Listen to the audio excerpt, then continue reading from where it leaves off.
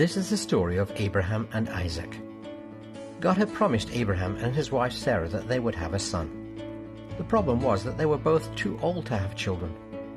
When Sarah overheard 3 visitors sent from God say that in a year's time she would have the son God had promised, she laughed in disbelief. It was impossible for them to have children now.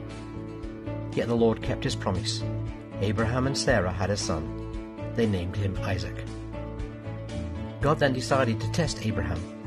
"Take your son and sacrifice him." Abraham knew God would not want him to kill his son, but he also knew that he must trust and obey God. Early in the morning they took wood and provisions and set off on the journey. When they arrived, he told the servants to wait while he and Isaac went up the mountain to worship God.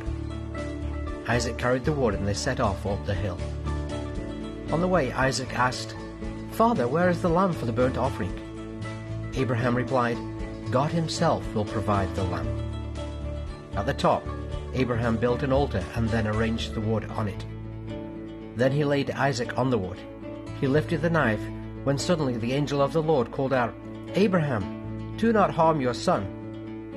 At that moment Abraham saw a ram caught in a thicket, and he offered it as a sacrifice instead of Isaac.